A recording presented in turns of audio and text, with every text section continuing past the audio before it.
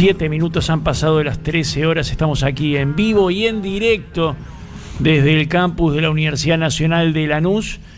Sitio en 29 de septiembre, diríamos Malavia, la intersección de estas dos calles, aquí en Remedios de Escalada. Y seguimos en la esquina Soberana, la esquina de las Américas, Esquina América, aquí en nuestra radio, la radio de nuestra universidad. Y como decíamos en la apertura, ¿no? Vamos a compartir una nueva mesa de geopolítica. Una mesaza. No quería citarla a la señora, pero bueno, la verdad es que le salió bien. Tenemos una mesaza hoy de geopolítica. Nos acompañan, como cada mes, Fabián Brown, general retirado del Ejército, licenciado en Historia por la UBA, ex director del Colegio Militar Argentino y ex rector del Instituto Universitario del Ejército, actualmente y orgullosamente docente investigador de nuestra Universidad Nacional de Lanús. Bienvenido, Fabián. Además estaremos con Francisco Cafiero, director de nuestro instituto, ex secretario de Asuntos Internacionales para la Defensa, vicepresidente de la Conferencia Permanente de Partidos Políticos de América Latina y el Caribe, licenciado en Geografía y Relaciones Internacionales, además magíster en Relaciones Comerciales Internacionales, dirigente peronista, para quienes no lo conocen, congresal nacional del PJ. Bienvenido, Francisco. Muchas gracias, Sol. Y la visita especialísima hoy, qué alegría tenerlo con nosotros, está Carlos Nogueira. Él también es general retirado del Ejército, licenciado en Estrategia y Organización por la Universidad de la Defensa Nacional, maestría en Ciencias Militares, magíster por el Instituto Universitario del Ejército Brasileño, ex director general de Planeamiento Estratégico de las Fuerzas Armadas, secretario general del Ejército Argentino y conferencista sobre la temática de planeamiento estratégico en los ámbitos nacional e internacional, docente investigador también de la Universidad Pública. Qué gusto y qué miedo hablar en frente de esta gente. ¿Cómo le va, Carlos? Bienvenido. Hola, gracias por la invitación. No, por favor. Sí, yo me pongo nerviosa porque estamos hablando con tres tipos que saben un montón de cosas estratégicas. ¿Alguna vez estuviste en una mesa con dos generales? No, ¿Vos? solo con Fabián. No, yo tampoco. ¿Viste? Yo tampoco. Retirados. Retirados. Sí, pero como el 90%. Pero no dicen que los militares son... no es que sos militar de por vida. No, sí, lo somos. Bueno. No dije que no lo éramos, dije éramos retirados. Está bien, bueno. Es un honor. ¿Qué? ¿Qué te parece? Hay que llegar a ser general, ¿eh? No, y además en general con ansias de soberanía y de desarrollo y con patriotismo, porque también los hay algunos, como en cualquier ámbito, por supuesto, no tan patriotas. Así que sí, es un honor, es un placer poder conversar de este tema que sinceramente siempre se reactualiza, ¿no? Porque tenemos una necesidad estratégica de seguir analizando qué acontece allí en términos de soberanía nacional, Argentina en Malvinas, Atlántico Sur y Antártida, y vamos a intentar hacer con ustedes un diagnóstico colaborativo de la coyuntura, ¿no? De nuestro territorio ocupado aún hoy por el Reino Unido. Habíamos traído algunos datos, pero me parece que va a estar bueno entrar directo al debate. Entonces los voy a invitar en esta primera pregunta o en esta primera aproximación a que los tres, petrolero, la militarización también de la zona y las alianzas con potencias extrarregionales, caso Israel, pero no el único, ¿qué respuestas debería priorizar Argentina en el ámbito multilateral en relación a cómo se encuentra hoy la situación de ocupación? Francisco. Bueno, interesante tu pregunta. La ocupación colonial británica en las Islas Malvinas tiene algunos, o tiene dos o tres motivos estratégicos. Uno, la proyección hacia la Antártida, ¿no?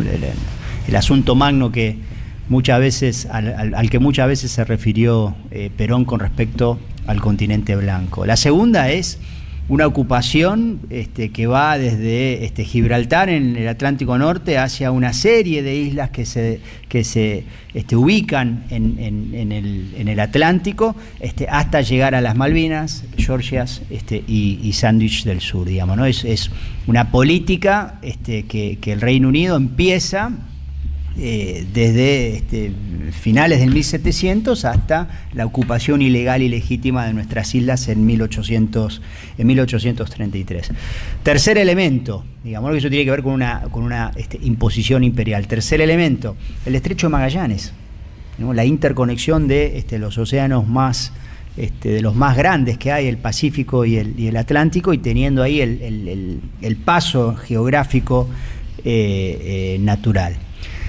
Cuarto elemento, y ya para ir más en los momentos, en la era, en tiempos más contemporáneos, los recursos. Digamos, ¿no? Se estima que en el Atlántico Sur hay más reservas petrolíferas que en el Atlántico Norte, que en el Mar del Norte, digamos, ¿no? Esto es claro, minerales. Ni hablar de los recursos itícolas. El Atlántico Sur es la reserva, se estima que está la reserva itícola más grande del planeta también, de manera que hay una riqueza ahí importante para tener en cuenta. Y además también esta ocupación que los británicos tienen una base militar importante en Monte Agradable, la más grande que hay en América del Sur, que es una amenaza directa para no solo para Argentina, pero sino para todos los países de América del Sur, también implica que el Reino Unido puede hacer vigilancia, ¿sí? Puede tener información sobre la cantidad de unidades de superficie que circulan por esa zona geográfica, que algunos estiman que ronda alrededor de las 200.000 unidades que andan anualmente por ahí, transportando bienes, transportando minerales, transportando energía, en fin. Es un área muy, pero muy importante, y que además también suma un elemento más. Los mares son cada vez más importantes, ¿no? El avance de la tecnología hace que se pueda, el dominio sobre los mares pueda ir teniendo otras dimensiones. Y eso, para una potencia como el Reino Unido, es parte de su estrategia. De manera que ahí hay una serie de elementos para tener en cuenta. Y luego, el Atlántico Sur es si bien declarado zona de paz y cooperación en el marco de la Asamblea General de las Naciones Unidas, por mecanismos multilaterales y mecanismos de cooperación, como la zona de paz y cooperación, constituida por países ribereños suramericanos como Argentina, Uruguay y Brasil, pero por además aproximadamente unos 20 países del continente africano, esencialmente los ribereños que están hacia el occidente de África. Bueno, esto hace a que la zona del Atlántico Sur esté cada vez más en disputas, y esas disputas generan contradicciones, porque el Reino Unido permanentemente contradice la voluntad de la comunidad internacional por cómo ejerce de manera unilateral prácticamente mucho de las actividades que realiza, sean explotación económica, explotación comercial o la militarización del Atlántico Sur. Entonces ahí hay una serie de elementos que obviamente producto de la riqueza y la ubicación estratégica que tiene la zona que estamos por la cual estamos conversando, haya intereses de otros países. Bueno, sobre ese panorama tan amplio, interesante y complejo también que plantea Francisco, bueno, Carlos, ¿cuáles, puntualizando, ¿no? Ya metiéndonos más finito tal vez, ¿cuáles son los principales intereses argentinos? Yo voy a bien, plantearlo adelante. más desde un punto de vista militar, el tema del Atlántico Sur. El Atlántico Sur, desde la llegada de los europeos a América, siempre ha estado en las grandes disputas geopolíticas, ¿no? Primero entre portugueses y españoles, durante el siglo XVIII entre todas las potencias europeas. Y el Atlántico Sur fue protagonista en las dos guerras mundiales de batallas. Una en 1914, la batalla de las Malvinas, donde muere Graf Spee, que va a dar el nombre al barco, que después va encallado en Montevideo, enfrentado a la flota inglesa, se va autohundir, ¿no? Tenemos que un hecho dominante del Atlántico Sur lo describió muy bien Francisco recién, es esta proyección histórica que ha hecho el Reino Unido sobre el Atlántico Sur, ¿no? Sobre una cantidad de islas en el siglo XVIII, el siglo XIX, la ocupación de Malvinas, la declaración a principios del siglo XX de la Antártida como un territorio de ultramar británico, ¿no? Y la base, que sé que está en otra pregunta, pero que vamos a hablar, la militarización del Atlántico Sur, en donde Inglaterra tiene un estatus particular. Por un lado no es parte de la Unión Europea, pero por otro lado es actor significativo de la OTAN. ¿No? Entonces tenemos una base de la OTAN en el Atlántico Sur. Y hace pocos años, Inglaterra, junto con Australia y Estados Unidos, conformaron una alianza, la única alianza militar en el Pacífico, el AUKUS, este tratado del AUKUS, está en el hemisferio sur, no está en el hemisferio norte. Con esto quiero marcar la presencia de Inglaterra en el hemisferio sur, tanto en el Pacífico Sur como en el Atlántico Sur, y su proyección desde ambos espacios a la Antártida. Este es un tema que nosotros tenemos que ver porque la presencia inglesa está en los mares del sur, básicamente. Si bien la Alianza del Atlántico Norte tiene su razón de ser justamente en ese espacio, su proyección hacia el hemisferio sur no la podemos descartar de ningún lado, de ninguna manera, porque la OTAN, que nació para determinadas cosas, está siendo utilizada en otras, ya sea en Asia o en otros lugares, o en Medio Oriente.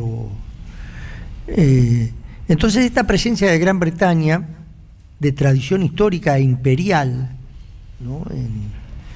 Acá es un tema que nos tiene que llamar a la reflexión, y tenemos que hacer en esto un examen de conciencia, ¿no? Porque por un lado nos abrazamos por ser aliados extra-OTAN en determinados momentos y queremos buscar esas alianzas, y por el otro lado tenemos un conflicto con la potencia, con un actor relevante de la OTAN como es Gran Bretaña.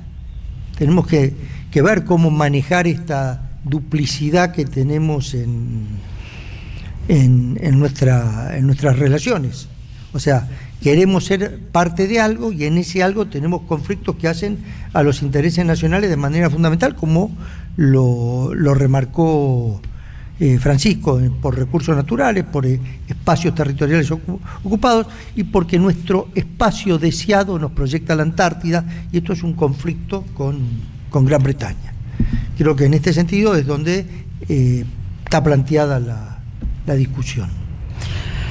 Carlos, ¿cómo le sumamos a este diagnóstico algunos elementos que tengan que ver con los aliados ingleses, o qué te parece que es importante agregar?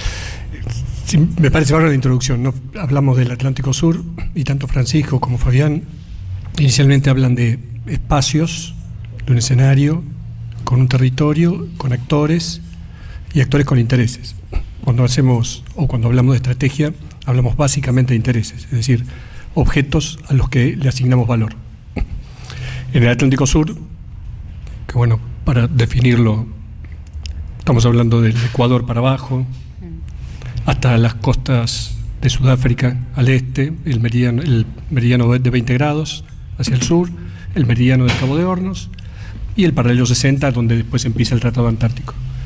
Pero que lo sumamos a nuestros intereses, porque también lo suma Gran Bretaña, lo suma Chile, lo suman los actores presentes en el escenario. Hablar del Atlántico Sur, entonces, es hablar de un escenario geográfico, de un espacio, pero también es hablar de un escenario político y también de un escenario económico.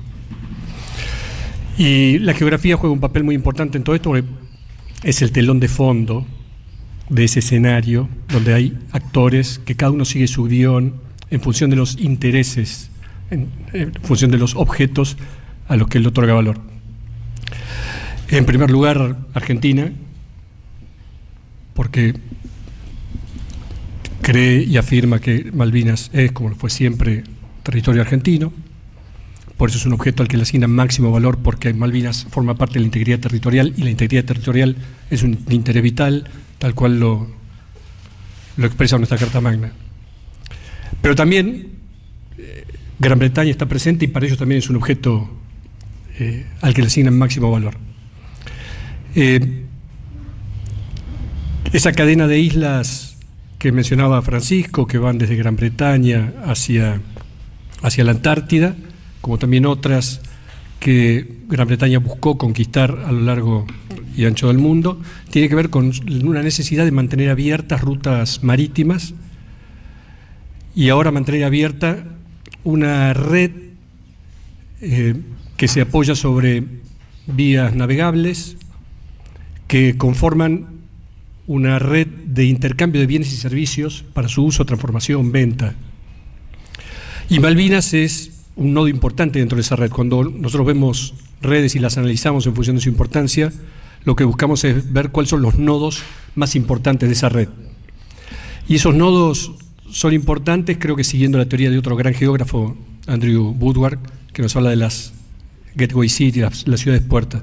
Malvinas es una ciudad puerta hacia el Océano Índico, hacia el Océano Pacífico, hacia la Antártida, hacia la Argentina. En primer lugar, quizás el interés de Gran Bretaña fue, entonces, tener un puerto, un lugar de abastecimiento logístico en Malvinas. Eso lo vio muy bien Roca. En 1884 establece la base naval Ushuaia, porque empezaba ya esa gran competencia comercial, y empezaban también los kelpers a viajar hacia Ushuaia, otro gran nodo que podría ser el principal nodo de esa zona. Podemos decir, como lo define Esther Bertram en otra gran investigación que hace, hay pocas ciudades puertas de la Antártida, completando la teoría de Woodward. Ella B5 en el Atlántico Sur, B3, B4, perdón, Ciudad del Cabo, Puerto Argentino, Ushuaia y Punta Arenas, y las ve destinadas a competir. Y en eso hay que tener presente, estamos destinados a competir, ¿no? Realismo puro. La política nacional no puede identificar valores y ser idealista. En las relaciones internacionales uno está obligado a ser realista, a pensar solo en intereses. Es un lugar donde el fuerte hace lo que puede y el débil sufre lo que debe, ¿no? Desde Tucídides para acá seguimos manteniendo. Argentina es débil, ¿eh? Y tenemos que asumirnos para pensar nuestra estrategia. Estrategia, un término polisémico que se usa para un montón de cosas, pero en realidad volvamos al vocablo original, ¿no? Estrategos, ¿no? El líder junto a su pueblo, el líder que lleva a su pueblo hacia un mayor bienestar, un mayor desarrollo. La estrategia tiene que pensarse desde un lugar de debilidad inicial. O sea, nos faltan medios de cambio. Cuando uno quiere conquistar algo, cuando uno quiere obtener un fin, tiene que buscar los medios necesarios para obtener ese fin. Los medios de cambio son los votos en el terreno político, el dinero, los recursos naturales en lo económico, los medios militares en el terreno militar. Argentina, por supuesto, quiere conseguir la plena soberanía sobre Malvinas en su ámbito diplomático y político, tal cual lo dice la cláusula transitoria de la Constitución. Dejamos de lado entonces los medios militares por un momento. Pero entonces tenemos que hacernos fuerte en otro tipo de medios de cambio, ¿no? Los medios económicos y los medios de voto, los medios políticos. Para eso habrá que ser fuerte para contrarrestar los intereses de Gran Bretaña a través de conformar grandes tríadas y coaliciones con un peso político, con un poder importante, que compartan nuestros intereses, ¿no? Hacer estrategia es pelear por los intereses. Entonces, en función también de lo que hablamos, ¿cuáles eran nuestras tríadas y nuestras coaliciones? ¿No?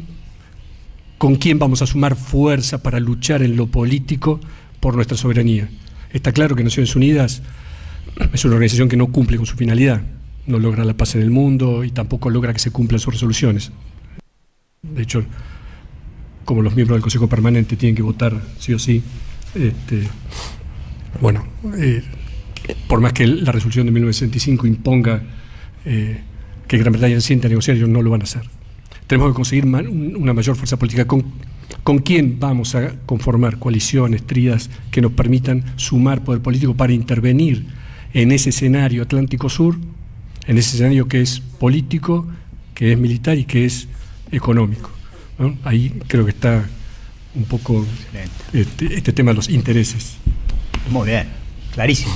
Y por lo menos para este elemento del análisis que se va a ir desmenuzando, porque me parece que los planteos centrales los han hecho con mucha claridad. Complicando acá, sí. Complicando, sí, pero decíamos, bueno, situación de debilidad inicial Argentina, la necesidad de escalar en articulación regional, pero particularmente partiendo de esa debilidad, y decías, Carlos, bueno, le dejamos de lado lo militar, ¿no?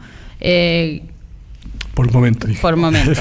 Bueno, en esta parte de la charla. Me parece muy bien. El Reino Unido no ha dejado de lado lo militar, lo duro, ¿no? Los fierros, como también entiendo que le dicen a veces, en relación a que existe otro poder blando y es un poder muy efectivo. Pero en el poder de los fierros resulta que el Reino Unido tiene la base militar que mencionaba Francisco, Monte Agradable. Requirió algo más de 1.200 millones de inversión inicial, tiene un costo de mantenimiento de alrededor de 150 millones de dólares anuales, y bueno, allí se realizan ejercicios militares recurrentes. La pregunta es entonces un poco, bueno, ¿cómo impacta esto en el equilibrio estratégico del Atlántico Sur? ¿Qué significa que hoy en el estado de semidependencia o de colonización aún territorio argentino ocupado tenga una base militar inglesa? ¿Por qué no arrancamos Fabián? a la inversa? Bueno, dale. Volvemos entonces ahora ya sobre el escenario militar. Es innegable la presencia de una base de la OTAN, ¿no? Una base de Gran Bretaña, miembro importantísimo de la OTAN, en el Atlántico Sur. Esa base fue reforzada cuando tuvimos un mayor peso político, cuando el escenario político se tornó desfavorable para Gran Bretaña. Comenzó a reforzarse más. Hubo dos instancias de refuerzo de la isla, después de la guerra de Malvinas, por supuesto, hace 40 años. Y luego, yo creo que en 2010, la UNASUR tenía un consejo, su primer consejo, el Consejo de Defensa Sudamericano, que es el que da origen a la UNASUR, con Nelson Jobim, ministro de Defensa de Lula. Él exponía la problemática de Brasil en el Atlántico Sur a partir de las bases militares británicas en el Atlántico Sur que podían llegar a complicar las rutas comerciales de Brasil con África. Y entonces, como donde está el comercio exterior están los intereses de un país también, él tenía que tener submarinos nucleares, portaaviones, ¿no? La idea de una gran armada surge primero a partir de esa visión de Nelson Jobim y luego aumentada con el descubrimiento de la Bastida de Santos y todo lo que vino después con el plan Amazonia Azul. Entonces, todos los países buscan reforzarse. Y en el marco de esa fortaleza política que se había alcanzado, cuando todo UNASUR más un bloque enorme de países que se relacionaban fuertemente con Brasil, con Chile, con Argentina, todos votaban en Naciones Unidas, en la Asamblea General, a favor de la resolución obligando a Gran Bretaña a sentarse a tratar este tema en el Comité de Colonización. Gran Bretaña respondía a ese mensaje diplomático de Argentina en UNASUR con un mensaje en el terreno militar reforzando Malvinas y en el 2011 haciendo sus primeras maniobras con armamento nuclear. Entonces está claro que es un escenario de disputa militar el Atlántico Sur. Es tan importante Malvinas, es tan importante el Atlántico Sur por ser una alternativa a esta conectividad que hablábamos inicialmente. Recordemos que el 80% del comercio mundial se mueve a través de pequeños pasajes mínimos, como son el Estrecho de Malaca, Djibouti, el Canal de Suez, Gibraltar, Panamá. Son pequeños corredores mínimos que una vez bloqueados pueden dificultar el comercio. Por eso China, en la ruta de la seda, está pensando, y ya ganó una licitación en Nicaragua para hacer el canal de Nicaragua, lo tiene frenado. creo que lo tiene como amenaza, si me bloquean el panel de Panamá, largo con esta licitación que ya he ganado, la empresa CHK, una empresa china, es un canal de 260 kilómetros. A su vez también exploran el Atlántico Norte y por supuesto también exploran el Atlántico Sur. Entonces, China también está interesada y a través de su banco de inversión en infraestructura busca desarrollar infraestructura, que es lo que sostiene la conectividad y lo que sostiene el comercio, busca desarrollar infraestructura, estableciendo puertos. Vemos la innumerable cantidad de puertos y vías férreas que están desarrollando en África, el puerto de Chancay en Perú. Y por supuesto, China empieza a ver desde hace años, desde hace unos 10 años, 12 años atrás, la importancia de establecer una base logística en Ushuaia, Río Grande. Argentina ya lo venía viendo esto también, inicialmente formó parte de la estrategia militar y las políticas de defensa, de la primer política de defensa nacional del año 2010. En el gobierno de Macri ya el Estado deja de pensarlo como tal y trata de entregárselo a una empresa para que lo genere una empresa privada con una inversión de 1.500 millones de dólares, también hacer una base. China se ofrece a hacer una base con el Estado argentino. A partir de ahí es que Estados Unidos, que no se caracteriza por hacer inversiones en infraestructura en ningún lugar del mundo, ahora piensa también en hacer una base en... Entonces, la presencia militar tiene que ver con eso, con proteger el comercio y establecer allí donde están esos importantes nodos que atraen e irradian las rutas de comunicación, de transporte y de comercio marítimas, aéreas y las rutas de información, de instalar allí también bases militares. Lo hizo China en Djibouti, luego establecer un puerto importantísimo, estableció una base de 10.000 soldados donde ya estaba la OTAN y creo que también tiene puesto un ojo en...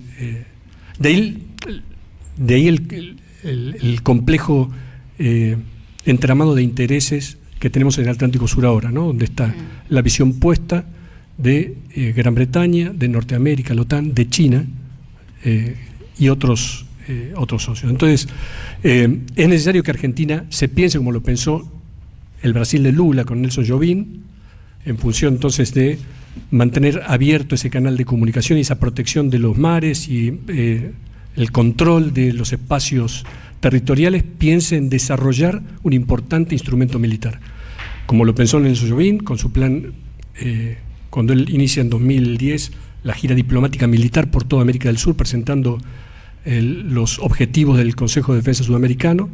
Pensaba en eso, en tener armamento que sustente la política exterior del país. Cuando le preguntan para qué tener, iban a cambiar el viejo Minas Gerais por el Foch, un portaaviones francés, lo habían ya adquirido. Le pregunta un periodista del Jornal de Brasil, ¿para qué Brasil quiere un portaaviones? Con la pobreza que tiene, ¿para hacerle la guerra a quién? Y Nelson Jobim responde, para hacerle la guerra a nadie, para poder decir que no cuando Brasil deba decir que no. Entonces, no importa la cosmovisión que se tenga de izquierda, de centro, de derecha, en el mundo la política exterior se sustenta y se apoya sobre un instrumento, sobre primero firmeza en los intereses que se defiende, ¿no? Políticas de largo plazo, en función de que la clase política apoya y sostiene esos intereses de largo plazo, y un instrumento militar que le permite al país decir que no cuando deba decir que no. Entonces, hoy estamos en un estado de gran debilidad militarmente. Nuestro instrumento militar, nuestra capacidad industrial, cuando uno habla de defensa no habla solo de instrumento militar, eso es una pequeña parte. El complejo industrial militar, el potencial nacional, el producto bruto del país, todo hacia la defensa, ¿no? Y por supuesto el pobre instrumento militar que tenemos responde al pobre producto bruto que tenemos. Pero bueno, hay que pensar en desarrollar el país y en desarrollar el instrumento militar si queremos desarrollar infraestructuras que nos permitan decir el día de mañana que Ushuaia es el principal nodo de la red de infraestructuras del Atlántico Sur, la conexión del Océano Pacífico y Atlántico del Sur, la conexión con la Antártida, depende del nodo Ushuaia. Siempre Gran Bretaña va a tratar de interferir en los intereses argentinos y chilenos y va a tratar de interferir en la coordinación entre Argentina y Chile, siempre, ¿no? Entonces eso también tenemos que tenerlo presente. Hacia el 48, o cuando el Tratado Antártico caiga o se modifique o se enmiende algún día, quizás más allá del 48, también entramos en competencia con Chile y con Gran Bretaña, porque los tres tenemos el mismo sector antártico reclamado. Chile y Gran Bretaña siempre han coordinado sus estrategias en oposición a la Argentina. Entonces tenemos que pensar en desarrollar Ushuaia, coordinar con Punta Arenas y entre los dos evitar Gran Bretaña. Gran Bretaña desde Malvinas busca a través de San Pablo, Montevideo y Punta Arenas evitarnos a nosotros. Entonces tenemos una estrategia, una actitud estratégica defensiva, está bien, así lo establece nuestra política de defensa nacional.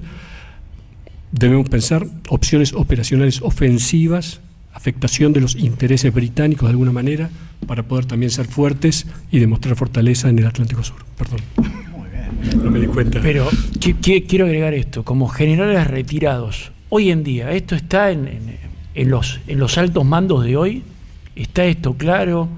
¿Es la estrategia? ¿Es lo que se habla hoy? Mirá, Sí, no sí. se lo tenés que echar a los altos mandos, echárselo a la política.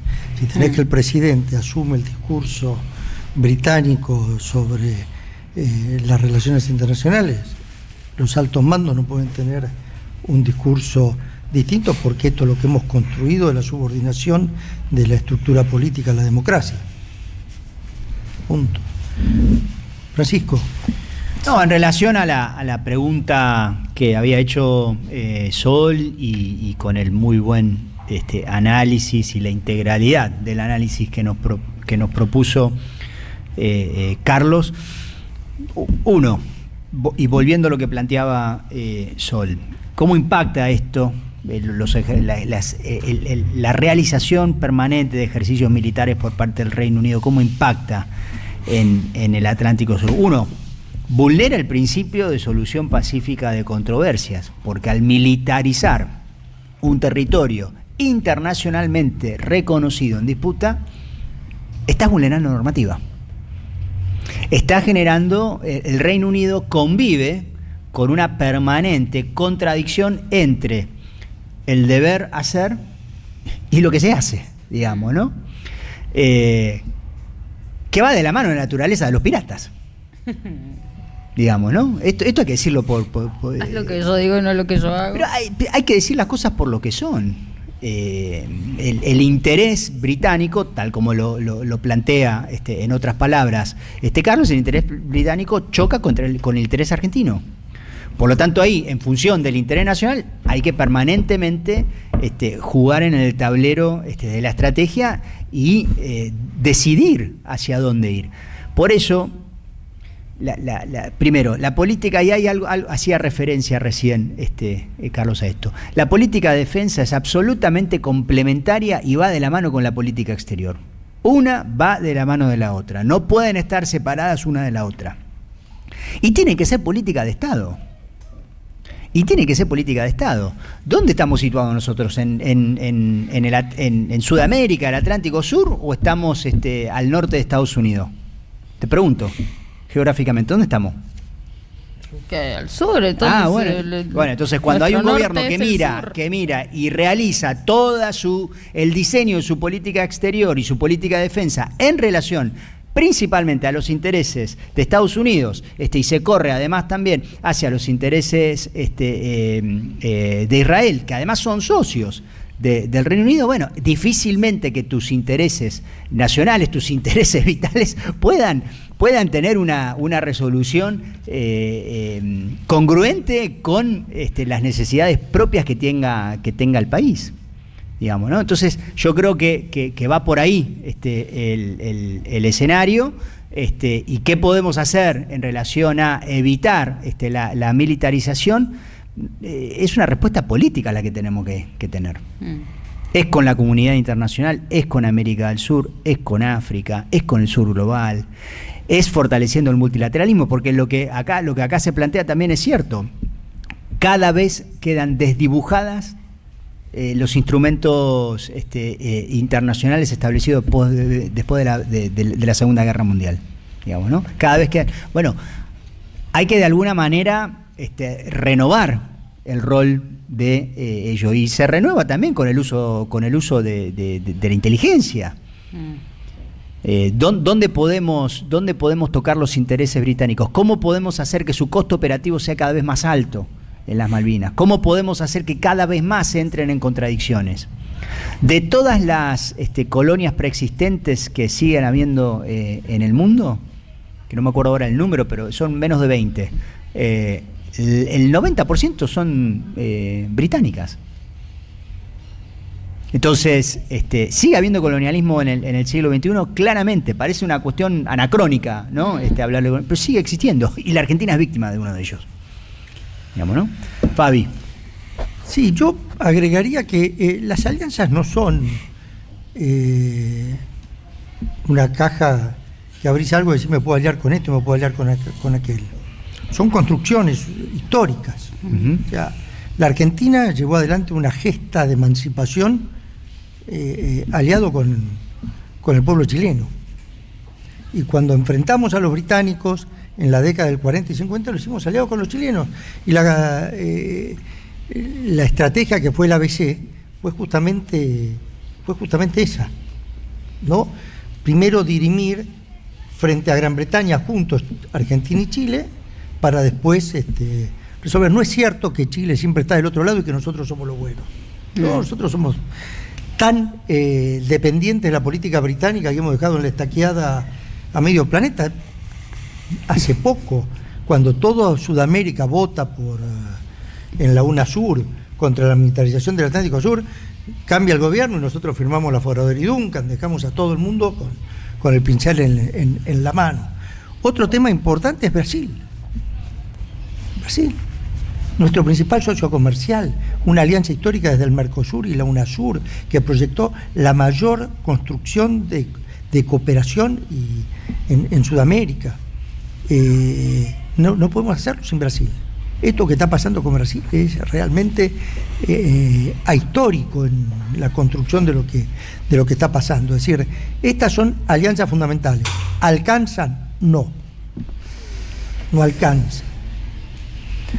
Tenemos que ver, como recién planteábamos, cómo el escenario internacional nos provee de un elemento que complejice este Atlántico Sur, que así solo le sirve a los ingleses. Las propuestas pueden ser variadas acá. Y lo último es, no podemos hacer esto sin una densidad nacional distinta. La Argentina tiene que desarrollar sus satélites, tiene que desarrollar las capacidades tecnológicas complejas que tiene con el INVAP en la fabricación de drones. Tenemos que repensar el aparato militar argentino en función de las nuevas tecnologías y de los desafíos. No es pensando en tanques y fusiles cómo vamos a pensar la defensa. La tenemos que pensar desde otros espacios y desde otras categorías. Esto es lo que nos requiere la hora. Tenemos esa capacidad instalada, tenemos la inteligencia, sí, tenemos que tener la voluntad de querer ser el país que debemos ser y no lo que esta tremenda decadencia nos está llevando. Decadencia, la verdad es que es una decadencia, pero mire, la historia argentina también nos enseña, somos un pueblo que pare grandes patriotas, hombres y mujeres. Yo me quedo siempre con eso, ¿viste? Porque en el medio de este lío y de la complejidad, la gravedad, ¿no?, que plantea el escenario actual en términos estratégicos, en términos de política doméstica, de la vida cotidiana de las y los argentinos, si no tiende a desmoralizarnos, pero por eso digo, me quedo un poco agarrada de esa historia de lucha que tenemos, también para pensar el futuro. Sin embargo, nos queda poquito tiempo y yo quiero compartir con la audiencia también, hablando, ¿no?, como han hecho ustedes tan claramente en este diagnóstico de los intereses y de las nuevas formas también, o de las formas combinadas, los intereses concretos, materialísimos del Reino Unido y sus aliados allí en el Atlántico Sur, por un lado, y por el otro de este estado de guerra total y de ruptura de grandes acuerdos, tal vez diplomáticos, de otro tiempo. Creo que es interesante decir, ¿no?, que Navitas Petroleum, una empresa israelí, con Harbour Energy, una británica, lideran la explotación de la cuenca de Malvinas, la explotación en hidrocarburos, que para el 2022 anunciaron este proyecto que sigue funcionando, se llama Sea Lion, con reservas estimadas en 250 millones de barriles de petróleo, y con una producción esperada de 80.000 barriles diarios a partir del 2026, con ganancias anuales proyectadas de 2.000 millones de dólares para el Reino Unido, ¿no? De esos intereses tan concretísimos estamos hablando y recién los mencionábamos. El Reino Unido aliado al gobierno de Israel, que en este momento además es el protagonista de un genocidio en Palestina, que está siendo denunciado por múltiples actores en todos sus matices, pero que además también se registra que la pesca ilegal genera arriba de 1.500 millones anuales para el Reino Unido, y en ese marco de intereses muy concretos, el 29 de julio, y en este avance de la forma de colonización, el 29 de julio pasado de este año asumió el nuevo gobernador de Malvinas, Colin Martins Reynolds. Él ha sido cónsul general en Washington y embajador en Colombia. Entre el 2019 y el 2022 va a ejercer este cargo también de comisionado de Su Majestad en las Georgias del Sur y Sandwich del Sur, y fue anunciado, por supuesto, por la Cancillería británica en reemplazo de Alison Blake. Estas elecciones recientes, o esta asunción reciente, más que elecciones, tiene de antesala unas elecciones en Malvinas en 2023, que fueron presentadas como un proceso de autodeterminación. Entonces la pregunta un poco es ¿por qué la ONU no avanza en aplicar? Porque ustedes venían diciendo, y la ONU, las resoluciones, la verdad es que en verdad no modifican nada en el terreno real, pero si es posible entonces, ante esta deficiencia de la ONU, también pensar en el apoyo de otros bloques, otros organismos, como la CELAC o como algunos actores de África o Asia que acompañen el reclamo argentino. ¿Es posible? Fabi, arrancamos con vos. Bueno, son decisiones estratégicas complejas y, como decía Carlos, partís desde la debilidad. Para poder tomar decisiones sobre qué alianzas hacer, primero tenés que tener una masa crítica, que entiendo es lo que te decía de acercarse a Chile y Brasil. Recién ahí vamos a poder tomar decisiones más complejas respecto a cuestiones geopolíticas. Entiendo que este es el camino, que este siempre fue el camino y que en los otros procesos históricos también fue el camino. Así que me parece que no hay en realidad la cuestión Malvinas es una cuestión fundamentalmente argentina, pero es una cuestión sudamericana, ¿no? Como esencialmente es una cuestión de colonialismo, que ese rosario de islas que se proyecta desde el Atlántico Norte hasta el Atlántico Sur, afecta a todos, afecta a Brasil, afecta a todas las líneas de comunicaciones sudamericanas. Y esto hay que entenderlo así. Brasil lo entendía así.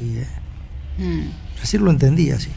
Me parece que es desde donde tenemos que construir la política. Fue siempre así.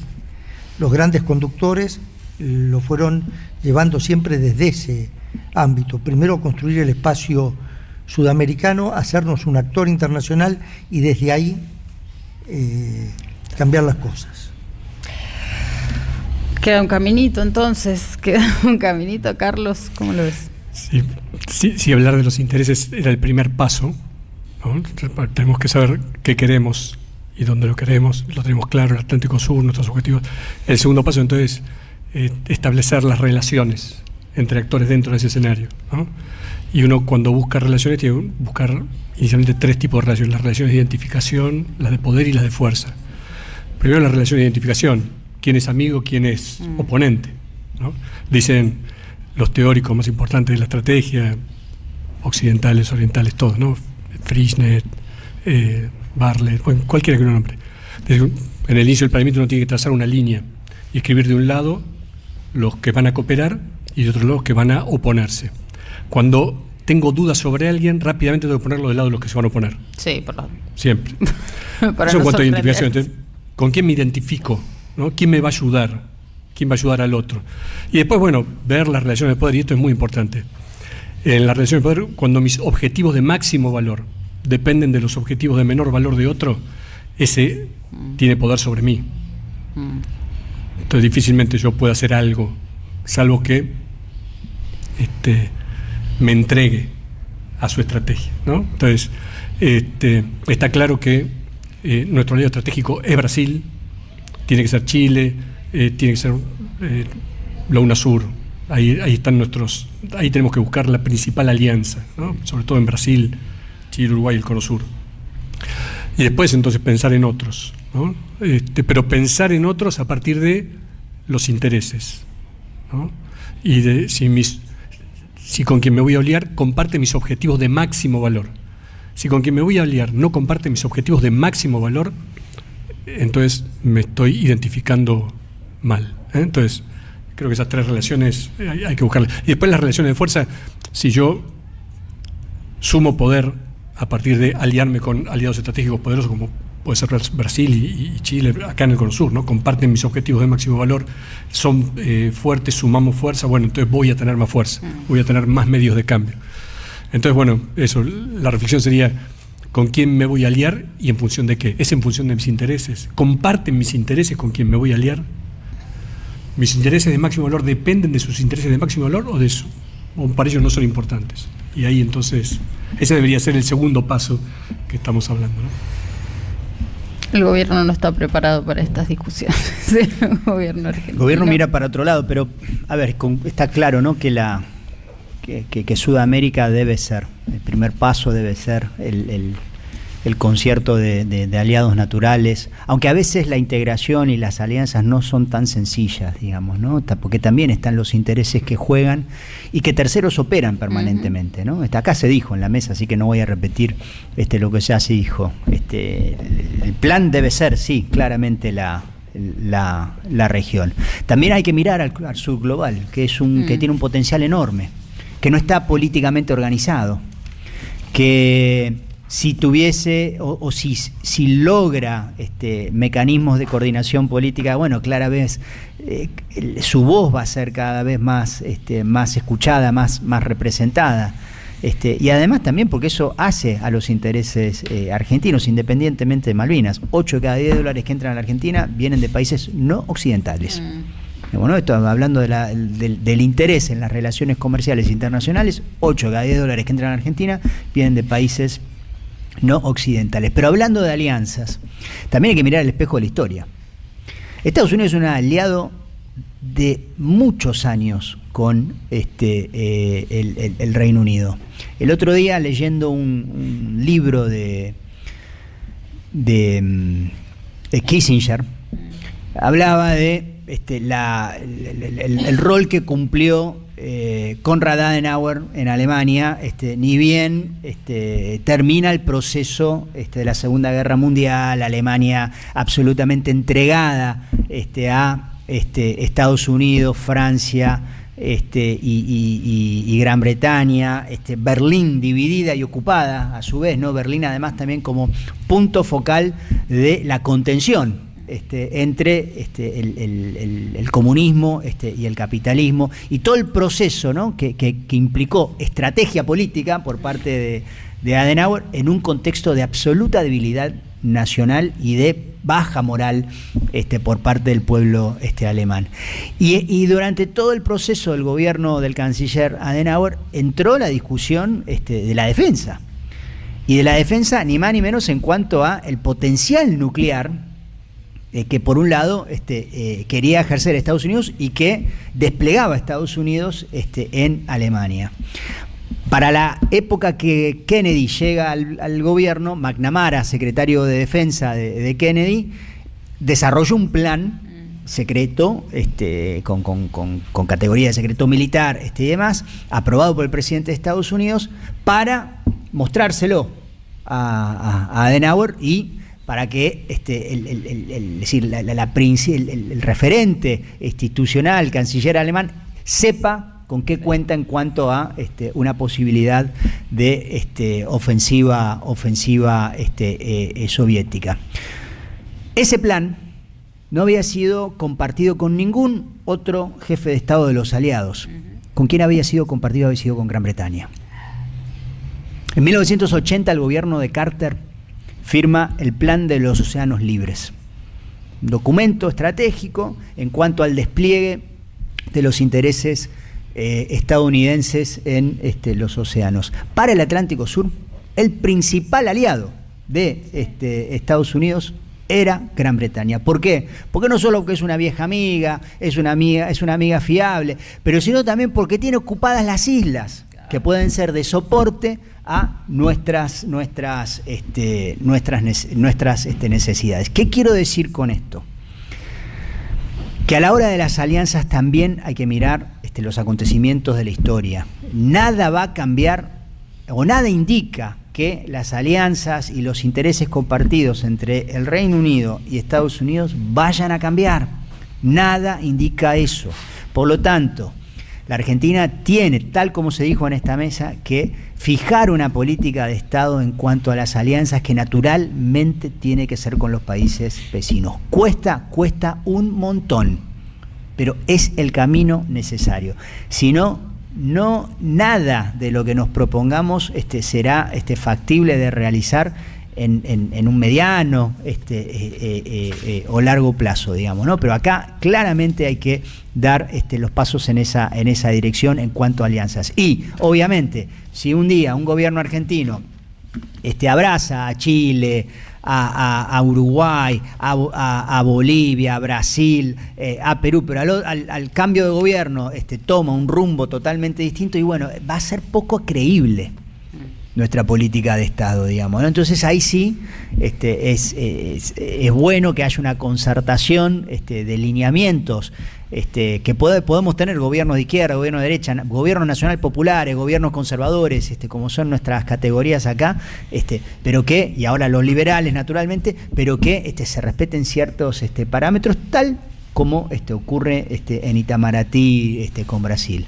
Bolsonaro no pudo torcer el rumbo estratégico de la política exterior de Brasil, y creo que eso hoy posiciona a Brasil no solo como la voz más importante de América del Sur, no solo por su capacidad productiva, económica, pero sino esencialmente por la voz política que tiene Brasil, y eso es lo que nos hace falta a nosotros, porque en algún momento la tuvimos.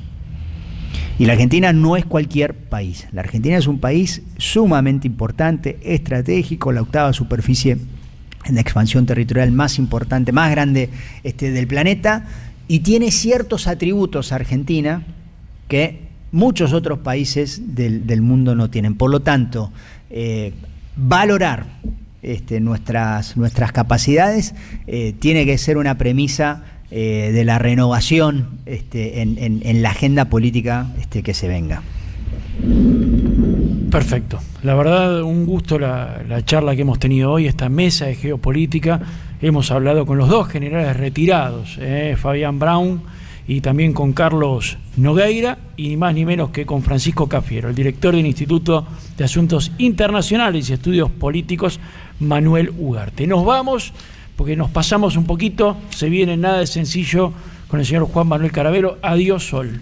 Adiós, Lucho, adiós a esta gran mesa. Muchísimas gracias a la producción, a la operación, Francisco Cafiero, Carlos Nogueira, Fabián Brown. Vayan a estudiar esta columna. Vos que querés saber de defensa e intereses nacionales, regionales, escuchalos a los tres hoy en Esquina América.